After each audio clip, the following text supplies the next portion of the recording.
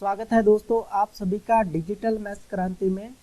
आज के इस लेक्चर के अंदर हम क्लास 11th की एक्सरसाइज 10 को स्टार्ट करने जा रहे हैं, जिसका नाम है सरल रेखाएं। तो करते हैं स्टार्ट दोस्तों।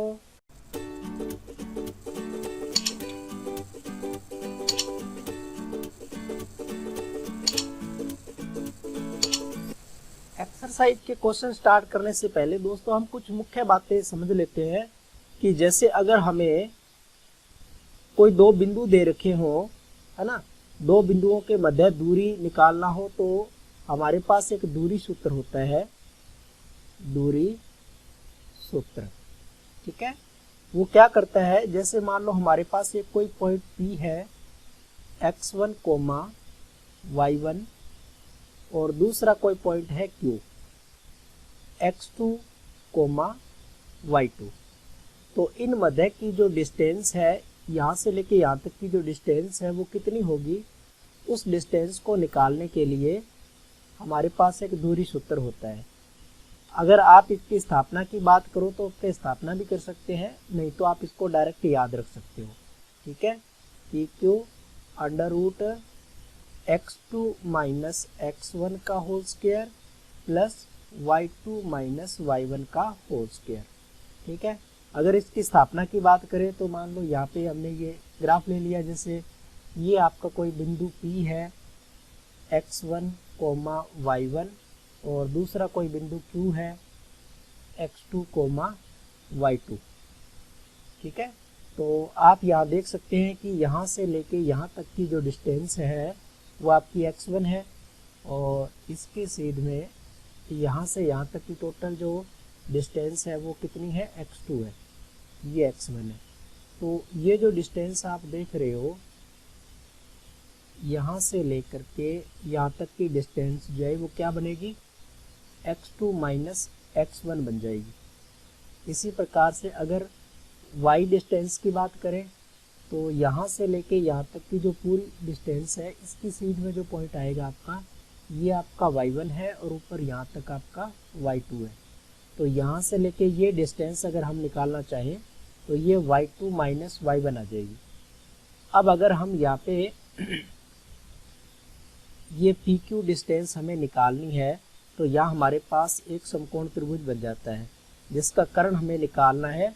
तो ये देखो, ये आपका लंब हो गया, ये कितना है, ये आधार तो आपका x2 माइनस x1 है और लंब आपका y2 माइनस y1 है। तो आप इसको आसानी से निकाल सकते हो, है ना, लंब का वर्ग प्लस आधार का वर्ग। तो यहाँ पे आप x2 माइनस x1 का whole square plus y2 minus y1 का होल स्क्वायर। तो ये पी की जो डिस्टेंस है वो हम इस प्रकार से निकाल सकते हैं। तो उम्मीद करता हूँ कि आपको ये दूरी सूत्र का फार्मूला समझ में आ गया होगा। उसके बाद दूसरे नंबर का पॉइंट हमारे पास आता है विभाजन सूत्र। ठीक है, विभाजन सूत्र आप इसको कह सकते हो। जैसे हमारे पास कोई पॉइंट है, ये P x1, y1 और दूसरा पॉइंट है Q x2, y2। तो इस लाइन को अगर कोई यहाँ बीच में पॉइंट है, ठीक है, इस पॉइंट को हम कुछ भी मान सकते हैं, जैसे मान लो मैंने R पॉइंट मान लिया। तो इस R पॉइंट के निर्देशांक अगर हमें निकालने हैं तो हम कैसे निकाल सकते हैं, हमें यहाँ से लेके ये अनुपात दिया होगा, जैसे m, मान लो ये अनुपात आपका m1 है और ये मान लो m2 है, यहाँ से यहाँ तक का। तो R के हम निर्देशांक कैसे ढूंढ सकते हैं, x का मान आपका निकलेगा m2 x1 plus m1 x2 upon m1 plus m2। इसी प्रकार से अगर हमें y का मान निकालना है, R के y का पॉइंट का, है ना, तो ये आ जाएगा m2 y1 plus m1 y2 upon m1 plus m2। ये जो हम विभाजन निकाल रहे हैं ये एक तरह से अंतर विभाजन निकाल रहे हैं। बाह्य विभाजन भी आप कर सकते हो। ठीक है, ये उसके लिए आ जाएगा, ये जो R पॉइंट है आपका, ये आर पॉइंट यहाँ ना होकर के इस रेखा के कहीं बाहर होगा, चाहे क्यू के राइट साइड में हो जाए चाहे पी के राइट साइड में हो जाए, वो पॉइंट बाह्य विभाजन कहलाता है। उसमें फ़र्क क्या होता है कि यहाँ प्लस की जगह जो है वो माइनस आ जाता है और नीचे प्लस की जगह माइनस आ जाता है। ठीक है, तो अभी इसका कोई ज़्यादा रूल हमें बाह्य विभाजन की जरूरत पड़ने वाली नहीं है, जब पड़ेगी तो हम उसको भी समझ लेंगे। अब इसी सूत्र का यूज करके आप किन्हीं दो पॉइंट का मध्य बिंदु निकाल सकते हो। जैसे मुझे मध्य बिंदु निकालना है, कोई दो पॉइंट दिए हैं x1, y1 और दूसरा दिया है q x2, y2। इसका बिल्कुल मेरे को मध्य बिंदु निकालना है, बीच का, है ना, यहाँ का मध्य बिंदु निकालना है। तो उस बिंदु को निकालने के लिए मैं क्या यूज करूँगा, यहाँ पे अब m1 और m2 का मान मेरे पास क्या हो जाएगा, 1 1 हो जाएगा। ठीक है, तो इस फार्मूले में उसको फिट करोगे तो इस r के जो निर्देशांक हैं वो आपको क्या मिलेंगे, x1 प्लस x2 बटा 2 और y1 प्लस y2 बटा 2। इस तरीके से हम किन्हीं भी दो पॉइंट का मध्य बिंदु जो है वो निकाल सकते हैं। ऊपर वाले फार्मूले के अंदर हमने m1 m2 का मान एक एक लिया है, क्योंकि मध्य बिंदु है तो दोनों का अनुपात 1 1 ही रहेगा। इसके बाद हम बात करते हैं तीसरे पॉइंट की, त्रिभुज का क्षेत्रफल। त्रिभुज का क्षेत्रफल निकालना हो हमें तो मान लो वो तीन बिंदु हमें देगा। ठीक है, Px1, y1 और मान लो Q दे दिया x2, y2 और R मान लो दे दिया x3, y3। तीन कोई भी वो हमें पॉइंट दे देगा त्रिभुज के। तो इसका क्षेत्रफल निकालने के लिए हमारे पास फार्मूला रहेगा 1/2, यहाँ आप लिख सकते हो त्रिभुज का क्षेत्रफल। ठीक है, ये हमारे पास रहेगा x1 bracket y2 minus y3, x2 y3 minus y1 और x3 y1 माइनस y2। ये क्या एक राउंड के अंदर चलते हैं। ठीक है, ये बाहर इनके मोड लगा हुआ है। अगर इनमें से कैलकुलेशन में हमारे पास इस मोड के अंदर नेगेटिव डिजिट आ जाएगा तो हम उसको पॉजिटिव ही लेके चलेंगे, क्योंकि आपका क्षेत्रफल जो होता है वो हमेशा पॉजिटिव होता है। तो ये इस तरीके से चलते हैं, जैसे 1 2 और 3 इस राउंड में चल रहे हैं मान लो।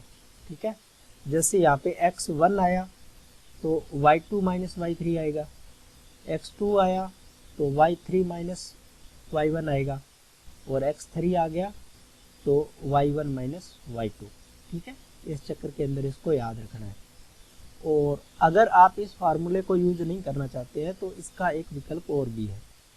ठीक है, बल्कि वो मेरे को ज़्यादा बढ़िया लगता है। तो उसमें त्रिभुज का क्षेत्रफल कैसे निकालते हैं, उसके लिए 1/2 लिख लेते हैं हम। ठीक है, और ये इस प्रकार का साइन बना लेते हैं मोड का, और जो पॉइंट हमें दिए हैं वो यहाँ लिख लेते हैं, जैसे x1 y1, x2 y2, x3 y3। उन पॉइंट को हम ऐसे लिख लेते हैं। ये तीनों पॉइंट हमने लिख लिए।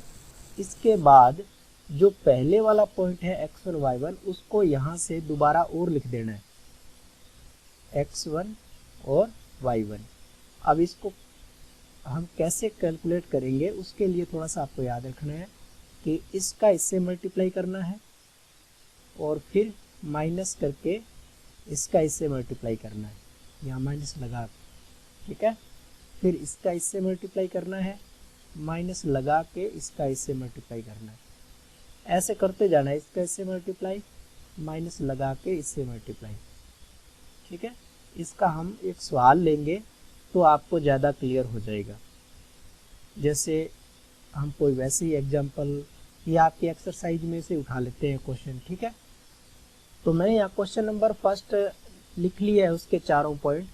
इस क्वेश्चन के अंदर हमें क्या दिया है कि इन चारों पॉइंट्स को आप ग्राफ के अंदर प्लॉट करो और इससे बनने वाला जो चतुर्भुज है उसका क्षेत्रफल निकालो, है ना। तो मैंने ऊपर जो आपको ये फार्मूला बताया है इसका एक बेनिफिट और है कि अगर आपको डायरेक्ट चतुर्भुज का क्षेत्रफल निकालना है तो आप इस फार्मूले को मॉडिफाई कर सकते हो। जैसे चतुर्भुज का क्षेत्रफल 1/2 वैसे ही रहेगा, मोड ले लेंगे। अब इसमें 4 पॉइंट होंगे तो 4 आ जाएंगे, x1 y1, x2 y2, x3 y3 और x4 y4, 4 पॉइंट आएंगे और पहले वाला घूम के बाद में आ जाएगा x1 y1। इसी प्रकार से हमें क्रॉस मल्टीप्लाई करते जाना है माइनस लगा लगा के। ये सिस्टम मैंने आपको बता ही दिया है, इसको हम इस सवाल के थ्रू इजीली समझ जाएंगे, ठीक है। तो इस प्रकार से मल्टीप्लाई करते जाना है। अब सवाल में सबसे पहले हमें ये दिया है कि इनको हमें प्लॉट करना है ग्राफ के अंदर। तो यहाँ से मैं ग्राफ ले लेता हूँ, मान लो ये मैंने ले लिया, ठीक है। अब इसमें काउंटिंग भी लिख ही लेते हैं, 1 2 3 4 5। मैं एक बार आइडिया से ले रहा हूँ, ठीक है। -3 -4 -5 और 1 2 3 4 5 6 7, ये मान लो यहाँ से लेके यहाँ तक होंगे। और नीचे है -1 -2 -3 -4 -5। तो पहले पॉइंट की इनके नाम मैं ABCD दे देता हूँ, A B C और D, ठीक है। ए पॉइंट में अगर इस ग्राफ के मैं प्लॉट करूँ -4,4 है तो -4 हम सबसे पहले मूल बिंदु से -4 पे आएंगे और 5 पे जाना है तो यहाँ से मुझे यहाँ कहीं वो पॉइंट मिल जाएगा। ये ए पॉइंट हमारा हो जाएगा -4,5। दूसरा पॉइंट 0,7, 0 तो हम एक्स एक्स पे तो मूव करेंगे नहीं, 0 पे ही है और वाई का मान है 7, तो इसका मतलब ये पॉइंट हमारा यहाँ आ जाएगा, ठीक है। ये बी पॉइंट आ गया 0,7। ऐसे ही सी पॉइंट है 5, -5, तो पहले 5 पे जाएंगे, एक्स एक्स पे हम 5 पे आ गए और वाई का मान -5, तो हम यहाँ कहीं आ जाएंगे। सी का मान 5, -5, ठीक है। और डी का मान -4,2, -4 और 2 लगभग यहाँ कहीं आ जाएगा, -4,2। तो दोस्तों ये आप देख रहे हो ये हमारे पास चतुर्भुज बन रहा है ना। तो यहाँ से लेके ये लाइन होगी आपकी और यहाँ से होके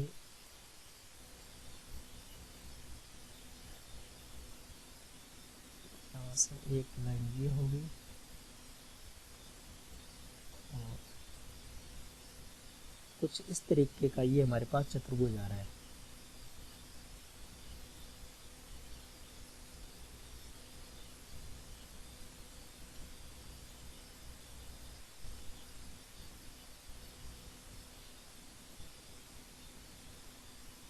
तो इस चतुर्भुज को हम क्या कर सकते हैं, या तो अगर त्रिभुज के हिसाब से करना चाहे तो यहाँ से हम 2 पार्ट में इसको तोड़ सकते हैं।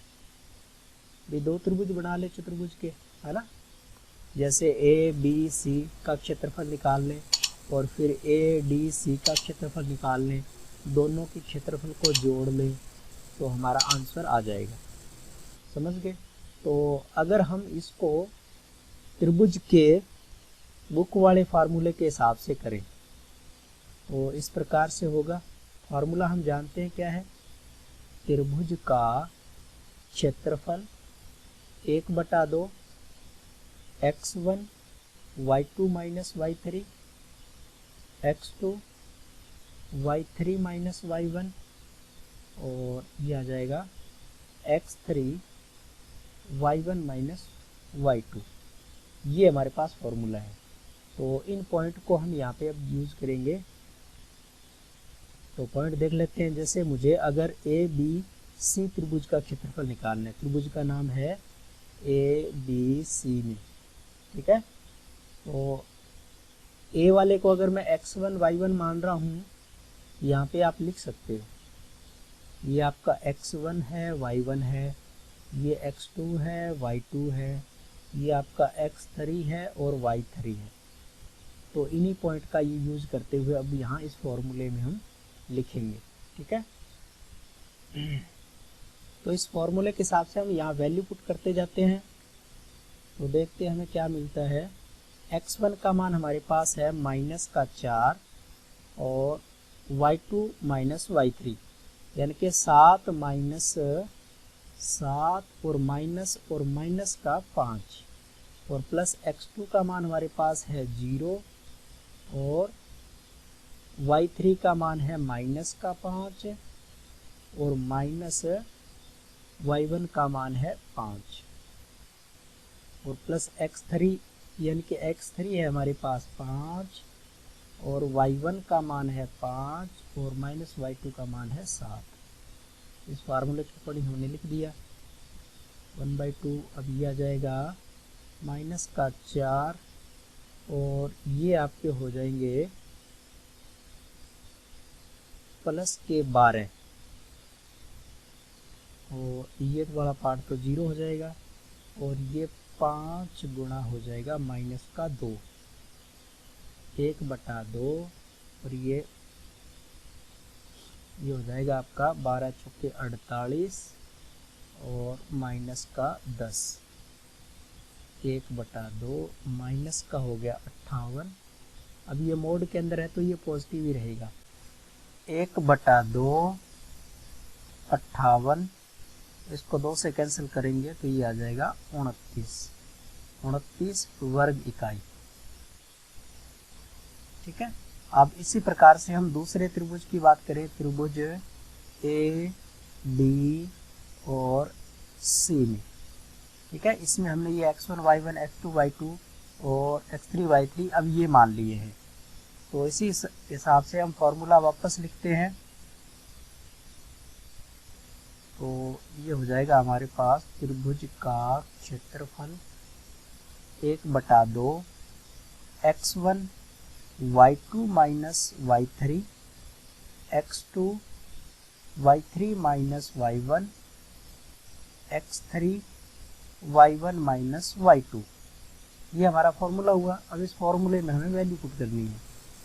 तो देखो x1 का मान आपके पास है -4, y2 का मान है हमारे पास -2 और y3 का मान है -5, यानी कि माइनस करेंगे तो ये वाला 5 प्लस होगा। चलो हम अगले स्टेप में कर देंगे।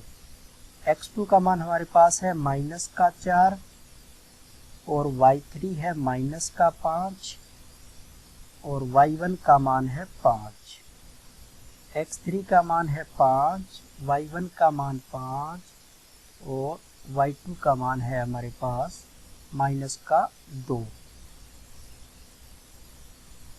तो इसमें वैल्यू रखते समय दोस्तों आपको ध्यान रखना है, अगर बाई चांस वैल्यू गलत रख दी तो फिर आंसर गलत होने की संभावना बढ़ जाती है।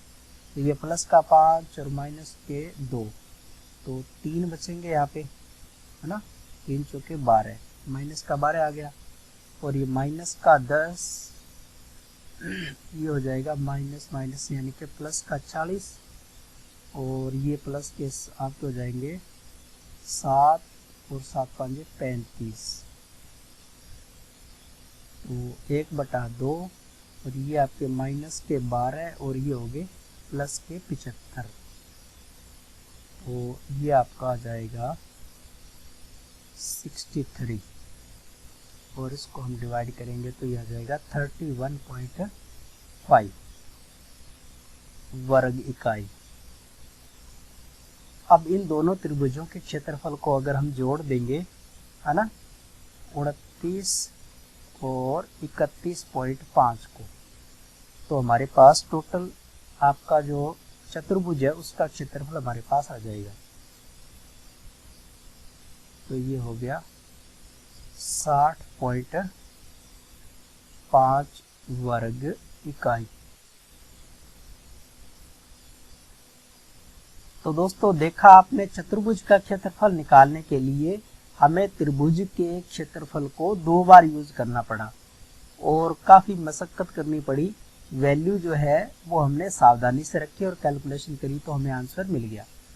अब इसी को अगर हम चतुर्भुज के डायरेक्ट फार्मूले से करना चाहें, है ना, तो देखते कैसे होता है। चारों पॉइंट जो मैंने ऊपर लिए हैं उसको मैं एक बार नीचे और ले लेता हूँ। यहाँ से मैं उठा के नीचे ले जाता हूँ। तो दोस्तों इसी क्वेश्चन को मैं वापस यहाँ ले आया हूँ। अब अपने चतुर्भुज के क्षेत्रफल के फार्मूले से निकालते हैं। चतुर्भुज का क्षेत्रफल, ठीक है, 1/2। वही पॉइंट हम मान लेते हैं x1 y1, x2 y2, x3 y3 और ये सॉरी x3 है, x3 y3 और x4 y4। चारों पॉइंट लिख लेंगे और पहले वाला पॉइंट बाद में और लिख देंगे, ठीक है। तो ये हमारे पास देखो कितना आसान हो जाएगा।